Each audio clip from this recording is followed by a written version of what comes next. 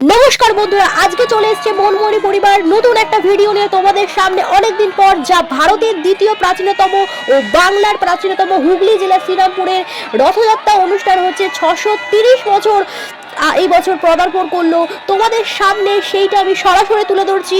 ভিডিওটা একদম সামনে থেকে বন্ধুরা দেখতেই পাচ্ছ কি সুন্দরভাবে রথ এগিয়ে চলেছে মাসির বাড়ির উদ্দেশ্যে। ওপরে জগন্নাথ, বলরাম ও সুভদ্রাকে নিয়ে তার সরাসরি তোমরা ভিডিওটা পুরোপুরি দেখতে থাকো।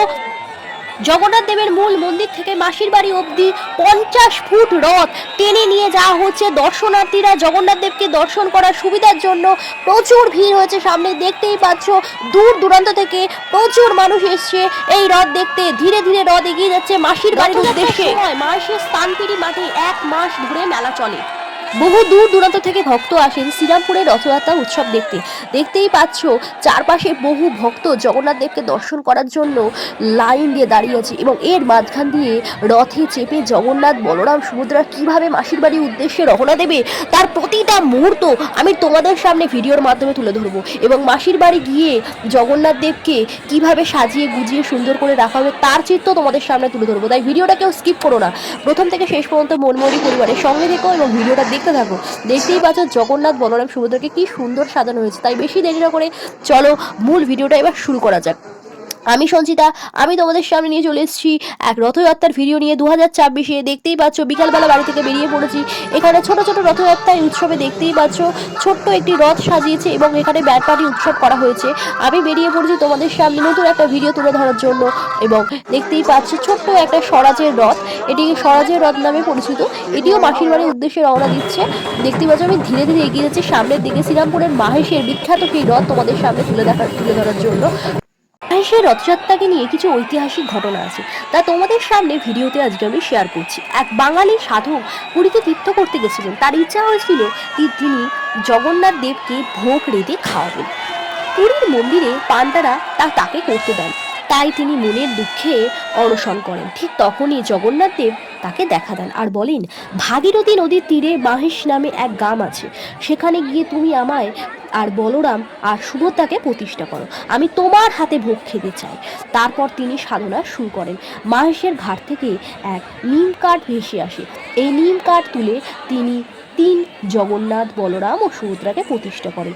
শ্রী চৈতন্যদেব মাহেশকে নতুন পুরী নামে নামকরণ করেছিলেন। এই 50 ফুট রথে রয়েছে 12টি চাকা।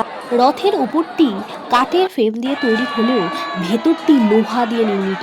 এই রথ নির্মাণ করার জন্য শ্যামবাজার থেকে কারিগর আনা হয়েছিল। এই 50 ফুট রথে রয়েছে 12টি চাকা। এই রথের দড়ি ছুঁতে বহু দূর দূর থেকে দর্শনার্থীরা এখানে এসেছেন ভিড় জমিয়ে। রাস্তার চারপাশে ছোট ছোট ক্যাম্প ও জলযোগের আয়োজন করা হয়। দেখতেই পাচ্ছ কড়া পুলিশের নিরাপত্তা রেখে এই রথটি নিয়ে যাওয়া হচ্ছে মাসির বাড়ির উদ্দেশ্যে। তোমরা অবশ্যই চ্যানেলটাকে ফলো করো এবং মনমোহনী পরিবারের পাশে থাকো। কেউ ভিডিওটা স্কিপ করো না, তোমরা প্রথম থেকে শেষ পর্যন্ত ভিডিওটা দেখতে থাকো। আশা করি তোমাদের ভিডিওটা খুব ভালো লাগবে। যারা দূর দূর থেকে দর্শনার্থী যারা আসতে পারো না তারা অবশ্যই আমার সাথে কন্ট্যাক্ট করো। আমি তোমাদের কালকেই উল্টো রথ আমি তোমাদের জানিয়ে দেবো ঠিক কোন জায়গাটা দাঁড়ালে বা কোন জায়গাটা আসলে খুব সহজেই সামনে থেকে তোমরা রথ দর্শন করতে পারবে। এবং তোমরা আমার কমেন্ট করো, আমাকে প্রচুর পরিমাণে কমেন্ট করো এবং আমাকে জয় জগন্নাথ কমেন্টে লিখে দিও। তোমরা ভিডিওটাকেও স্কিপ করে বেরিয়ে যেও না। আবার তোমাদের বলছি মনমোহনী পরিবারের সাথে থেকো, তোমাদের একটু ভালোবাসা আমাকে এগিয়ে নিতে সাহায্য করবে। আস্তে আস্তে ভিড় ঠেলে আমি সামনের দিকে এগিয়ে আসছি বন্ধুরা। দেখতেই পাচ্ছ চারপাশে প্রচুর দোকান বসেছে এবং প্রচুর মানুষ ধীরে ধীরে এগিয়ে চলে যাচ্ছে সামনের দিকে। আর আমি এখন পৌঁছে গেছি মাসির বাড়িতে। দেখতেই পাচ্ছ মাসির বাড়িতে জগন্নাথ দেবকে রথ থেকে নামিয়ে খুব সুন্দর করে ফুল মালা দিয়ে সাজানো হয়েছে। জগন্নাথ দেব, বলরাম আর সুভদ্রা।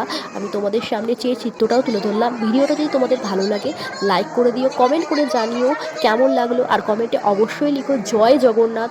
আশা করি তোমাদের জগন্নাথ দেবকে দর্শন করে খুব ভালো লাগবে, কারণ জগন্নাথ দেব এই কটা দিন মাসির বাড়ি এসে আমাদের যে আনন্দও দেন তা বহু দূর দূর থেকে দর্শনার্থী যারা দর্শন করতে আসেন তারাই জানেন।